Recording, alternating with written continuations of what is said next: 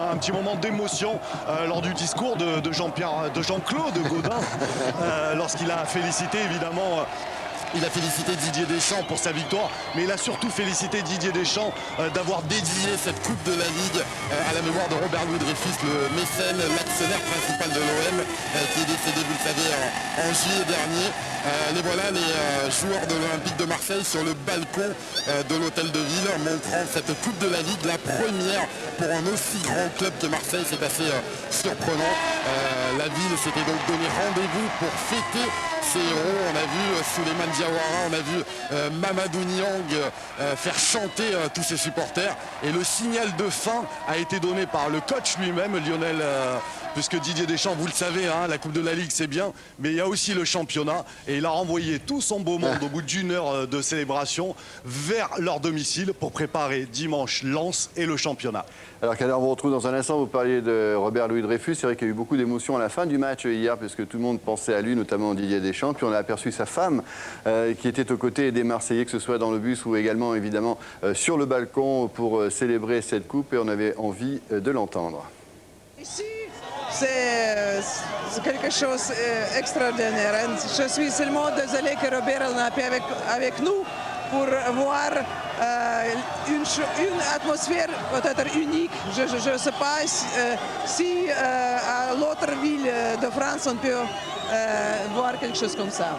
Je voudrais remercier à tous les supporters pour fêter avec Robert, avec nous, cette grande histoire. Mais c'est les supporters qui fait cette ambiance. C'est sûr que l'ambiance à Marseille, c'est quelque chose.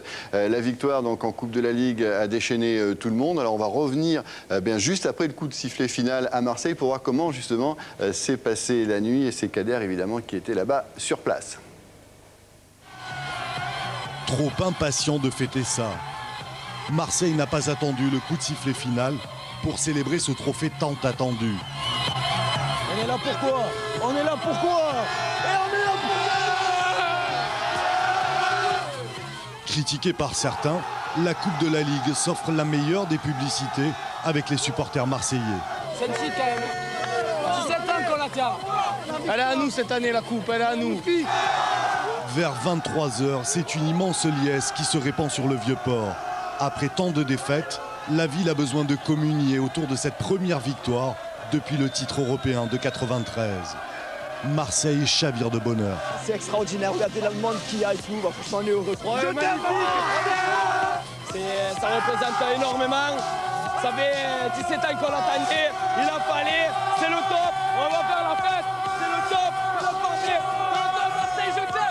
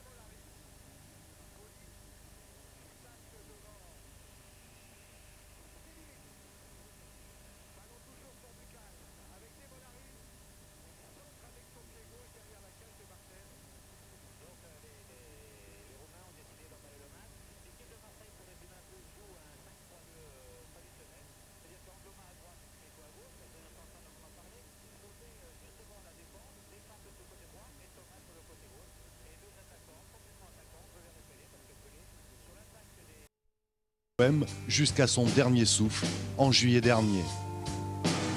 À sa mort, l'hommage marseillais est unanime. Le siège du club porte désormais son nom. Et hier soir, c'est aussi en son nom que Margarita a savouré leur premier trophée marseillais.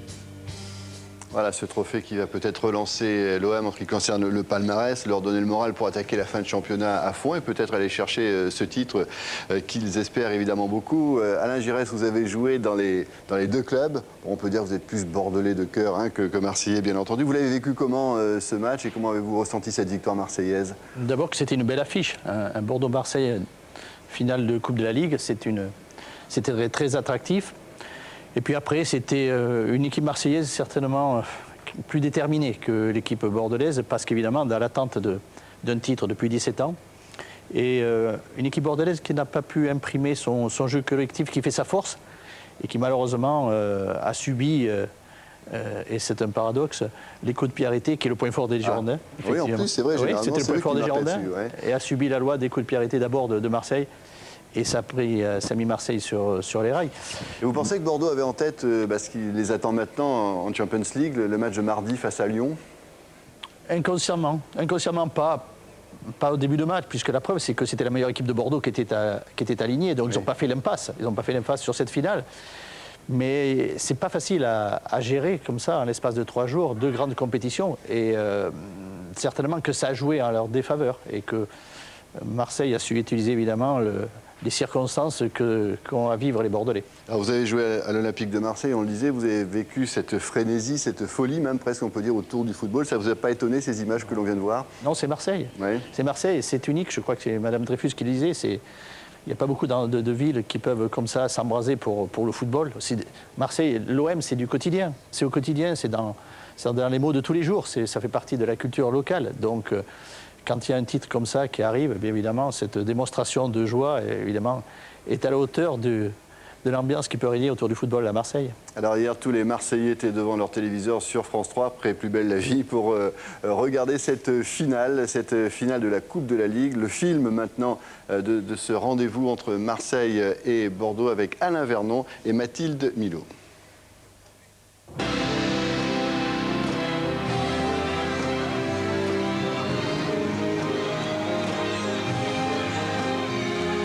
La seule chose que je sais, c'est qu'une finale, elle est belle si on la gagne.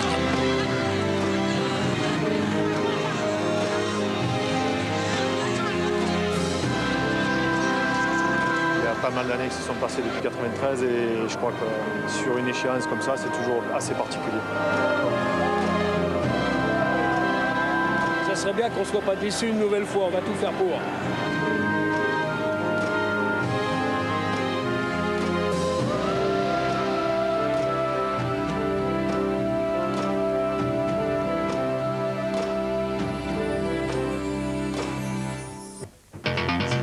Dans les entrailles du Stade de France, les gladiateurs sont là. Marseille-Bordeaux comme un choc de titans.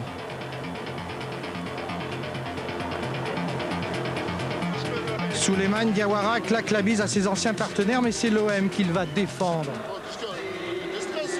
C'est qu'un match, Dans les tribunes du Stade de France, ils sont 25 000 Marseillais remplis d'espoir.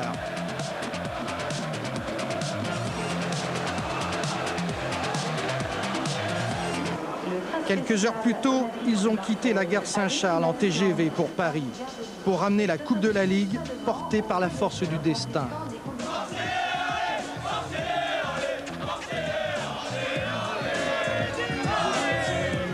On va gagner, déjà, c'est sûr, et puis de retour une excellente ambiance, je pense. Cette année, la Coupe de la Ligue, elle est à l'OM. Et oui, on va gagner! On va gagner, on va soulever la coupe, après sur la canebière. Moi, j'ai qu'un truc à dire à l'OM! À Bordeaux, en revanche, on a presque l'impression de déranger une bourgeoise endormie. Des restos bondés, mais pas d'excitation visible. Rue Sainte-Catherine ou place de la Victoire. À Paris, c'est H-1.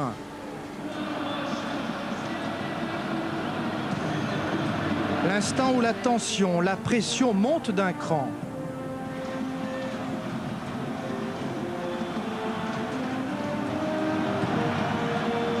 Y compris pour l'arbitre, Monsieur Lannoy, l'arbitre de cette finale qui est le seul Français en Coupe du Monde.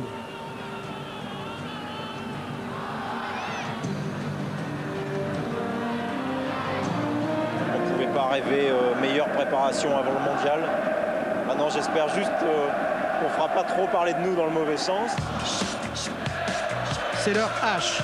Après les festivités, après les amabilités. Il sera bientôt l'heure du duel pour les gladiateurs.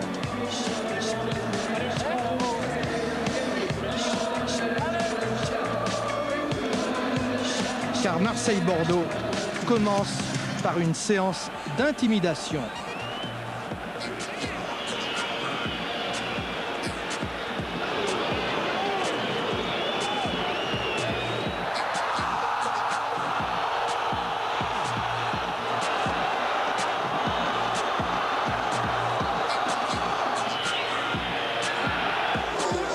À Bordeaux, c'est le début de l'inquiétude. Marseille se sent des ailes. En revanche, Niang sert Brandao. Et pour cette fois, Ulrich Ramé écarte le danger.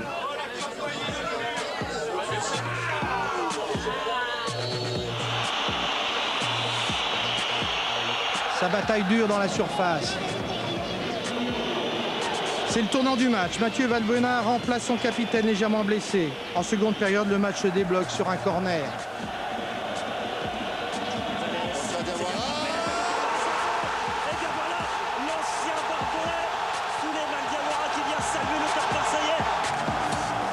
À Marseille, c'est déjà l'heure du triomphe. 17 ans, on l'a dit que l'OM attendait un nouveau trophée.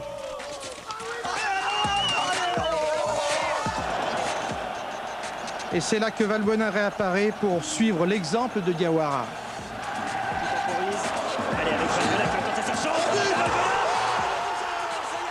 Petit clin d'œil, regardez au sol la réaction de Gabriel Heinze sur le deuxième but de Marseille. Le match ne va pourtant pas basculer.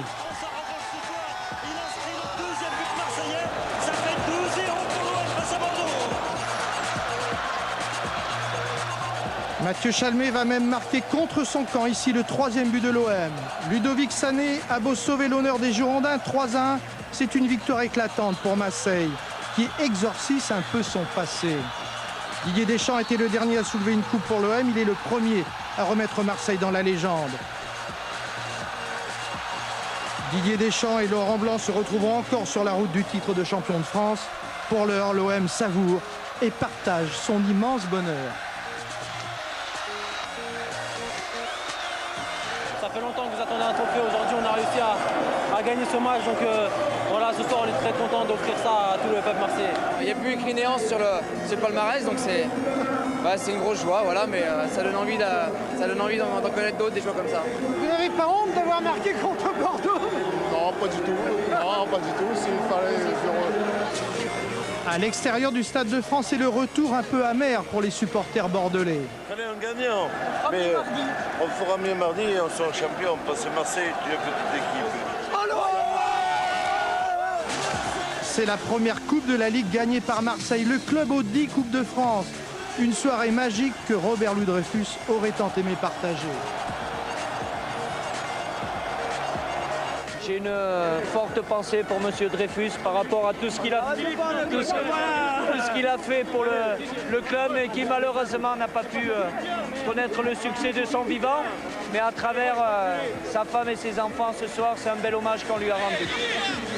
Ironie du sport, Marseille triomphe à Paris. Au moment de reprendre le TGV Gare de Lyon, les supporters savent désormais que la malédiction s'est bien envolée le 27 mars 2010.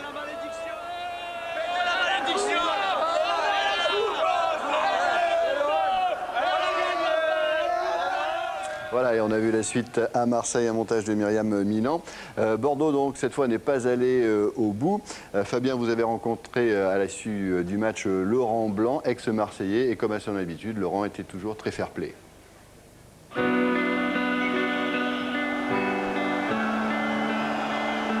que le vestiaire est marqué ce soir? Quand vous perdez, vous n'êtes jamais content, vous êtes déçu. D'autant plus une finale. Je crois que bon, une finale, ça se gagne. Là, on a perdu. On savait ce qu'ils allaient nous proposer, un combat physique, parce que dans ce domaine-là, ils sont très performants. J'avais dit à mes joueurs qu'on n'avait rien à gagner dans ce domaine-là et que, bon, même s'il fallait répondre présent, dès qu'on en avait la possibilité, il fallait jouer.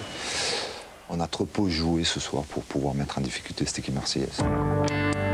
Laurent, qu'est-ce qui fait qu'on a du mal à retrouver un petit peu le Bordeaux de 2009 en 2010?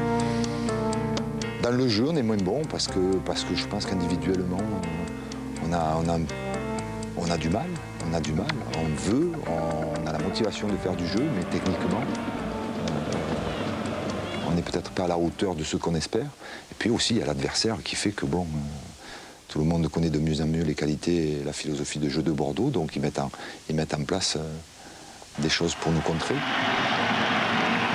Est-ce que vous pensez que dans la semaine, l'optique, la perspective de la Ligue des Champions, ça peut polluer les esprits un petit peu?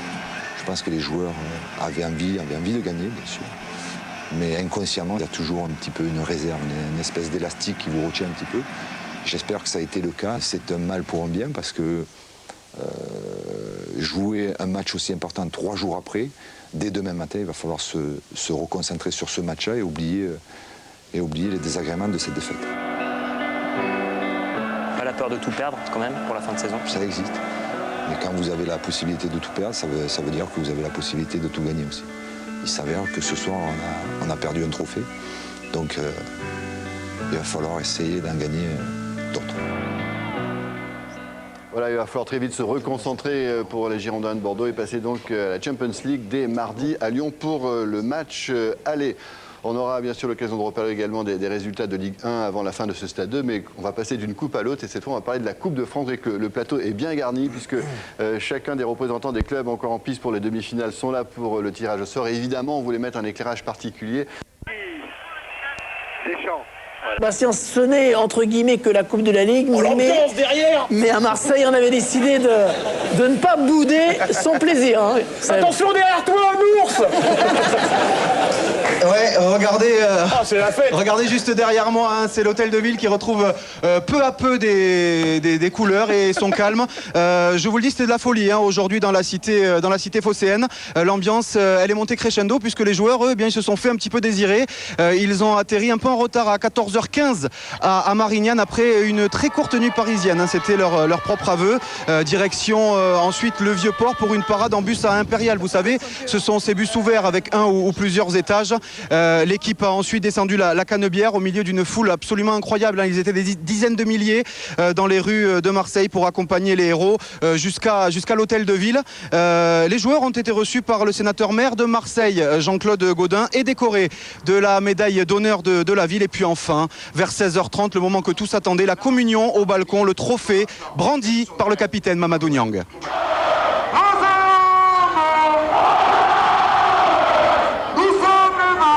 Des Olympiens très détendus hein, en tout cas. Vous allez voir Souleymane Diawara en maître de cérémonie, buteur. Hein, il était dans les salons à ce moment-là.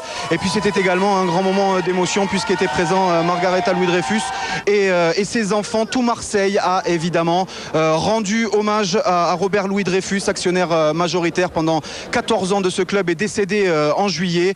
Son OM est enfin titré. Mais les Marseillais nous l'ont rappelé, ce n'est pas fini. On attend beaucoup plus puisque c'est désormais le titre qui est tout simplement dans le viseur. Merci Sébastien, la fête est un petit peu retombée, mais elle a été chaude. Il va falloir refaire les salons de l'hôtel de ville après le passage de Souleymane. Hein. C'est juste pour la finale de la Coupe de la Ligue, on se demande ce que ça va être pour le championnat.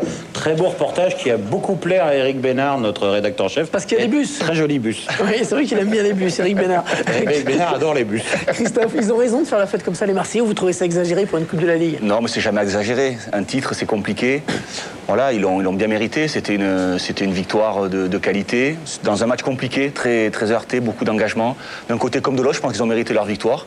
Et c'est logique qu'ils le fassent, ça fait longtemps qu'ils attendaient. Donc on voit qu'il y a un vrai soulagement. Peut-être que c'est exagéré, c'est qu'une Coupe de la Ligue, bien évidemment.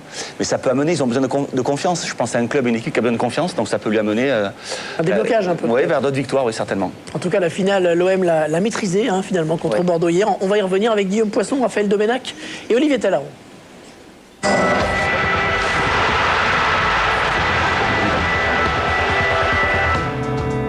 Ça fait 17 ans qu'on attend et enfin on y est. C'est surtout le championnat qu'on va fêter cette année. C'est bon. Ça, c'est un apéritif. On a mis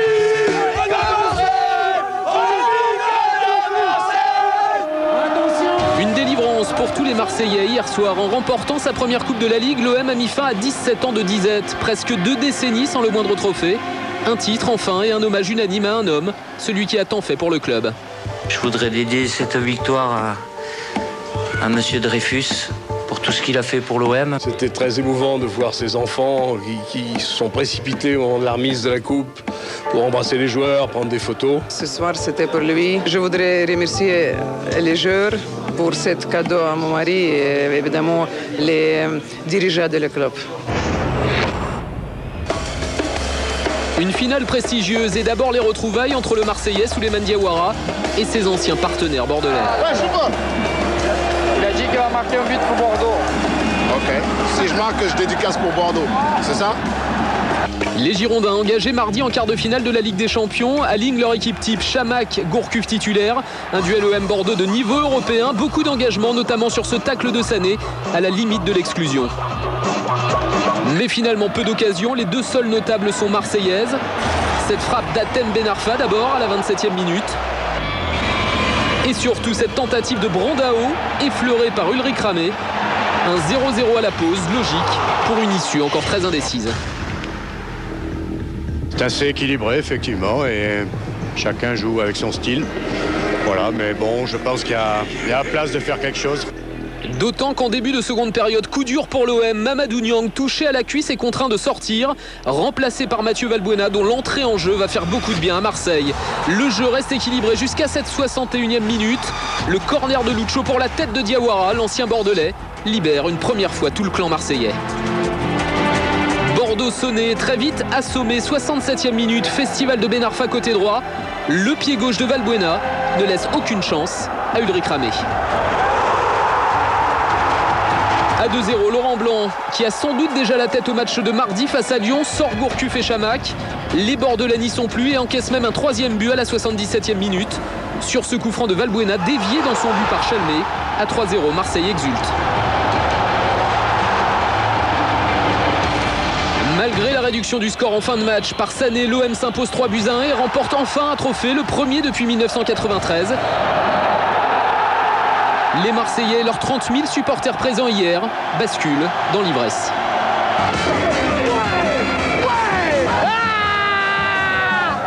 On va pas se la raconter, mais je vous garantis qu'elle va être bien à Marseille et je crois qu'on est à la hauteur de l'événement.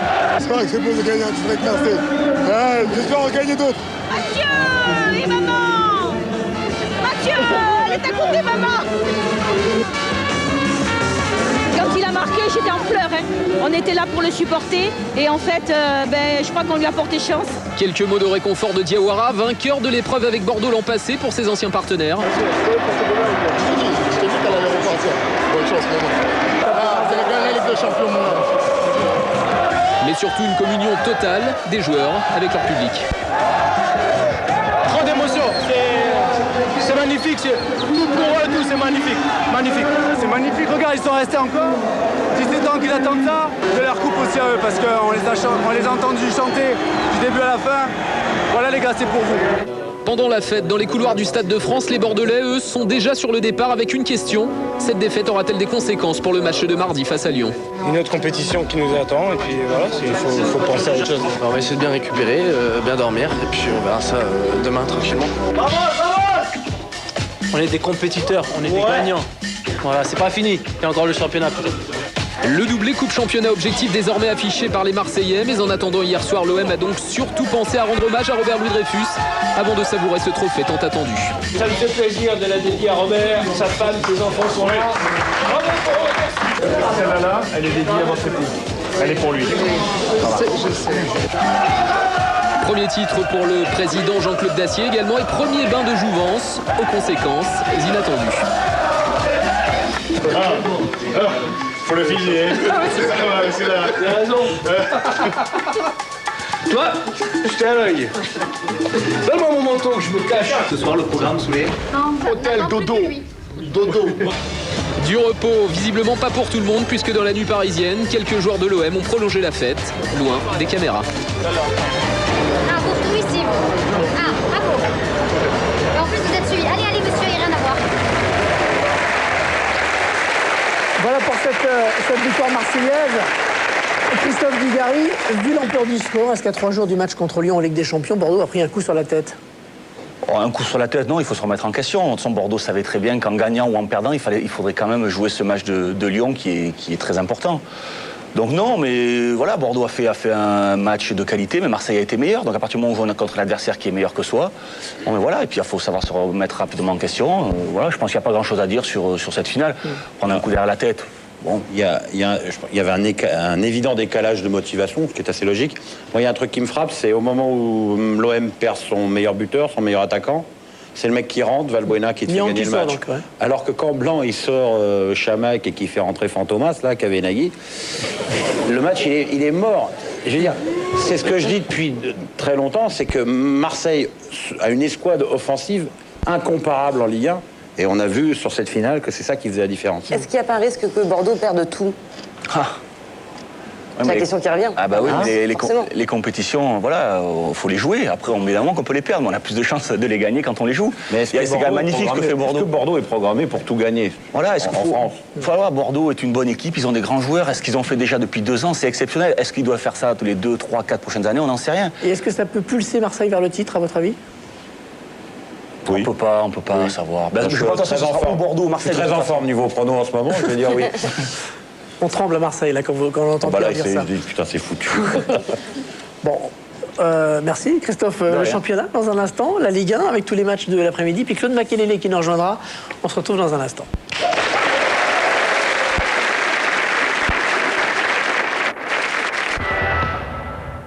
Vous êtes ici chez vous, messieurs. La première question pour Jean-Claude. Jean-Claude, vous avez quitté TF1 il y a moins d'1 an. Vous revenez avec une Coupe de la Ligue et un titre de champion de France. C'est une histoire un peu folle. En dépit de l'émotion qui me saisit en venant dans cette maison, honnêtement, je ne regrette pas d'avoir changé, d'avoir tenté l'aventure. Je suis un homme heureux. Grâce à mon coach et grâce à ces messieurs, on fait une saison exceptionnelle. Donc, vraiment, c'est formidable. Vicente. Moi, ce que je voulais dire, c'est que d'abord, je suis très heureux pour Didier, pour mon ami Didier. Je le savais. Très heureux que ce soit lui qui amène ce titre à Marseille après autant d'années. C'est vrai que c'était une espèce d'anomalie quand même. Parce que Didier, c'est la France qui gagne. Alors, nous, on nous a beaucoup reproché le fameux lobbying France 98. Je note, champion de France l'année dernière, Laurent Blanc. Champion de France cette année, Didier Deschamps. Donc c'est pas parce que c'est des amis, c'est juste parce que ce sont de bons entraîneurs, de très bons entraîneurs. Et je voudrais juste rappeler un autre truc, parce que je suis aussi là pour faire le poil à gratter. En 2008, ce qu'on me disait sur Didier Deschamps, il n'était pas assez bon pour entraîner l'équipe de France, il n'était pas assez consensuel, il n'était pas, je sais pas, il n'était pas assez quelque chose. Et Jean-Pierre Escalette, dans l'équipe MAG hier, qui avoue que si ils ont gardé Raymond Domenech, c'est parce que Gérard Houllier et Michel Platini lui avaient conseillé de faire ça. Donc voilà, je m'étonne de tout ça. On va se faire des amis, mon Lisa. Non mais aujourd'hui, voilà, Didier, c'est l'entraîneur champion de France. Je rappelle juste ce qu'on me disait il n'y a pas si longtemps que ça. C'est dit, on est ensemble jusqu'à midi, on attaque avec le zapping, Fred. Ouais, et mettre une droite à Materazzi, c'est moche à dire, mais tout le monde en rêve. Et ben Philippe Mexès l'a fait en finale de Coupe d'Italie. Mais on commence par un supporter du Barça qui n'a visiblement pas bu que de l'eau. Le zapping, Sébastien Bargnot.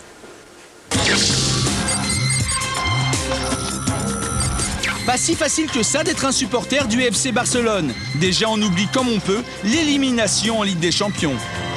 Puis, sous une pluie intense, on essaye de se protéger. Mais ça demande beaucoup d'efforts. Tellement épuisant qu'avant même le début du match, eh bien, on dort déjà. Beaucoup plus alarmant, ce pétard lancé des tribunes visant Martin Palermo lors d'Argentine-Haïti. Benoît Pedretti est souvent averti pour son jeu un peu rude. Il a déjà reçu 57 cartons jaunes en Ligue 1 et ça l'agace un peu. Ince et Brandao, c'est pas des anges non plus, mais bon, ça tombe toujours sur moi. Donc voilà, non, mais vous rigolez, mais je rigole pas. Patrick Poutsuizen est lui aussi un habitué du carton jaune. Il a même battu le record des Pays-Bas avec 84 avertissements, tout comme le montre son t-shirt qu'il porte fièrement. Djema, le Tunisien de Lens, a marqué sans nul doute le but le plus heureux du championnat cette saison. Pour Jujinovic de l'Austria de Vienne, ce n'est pas de la chance, mais le talent qui a été récompensé.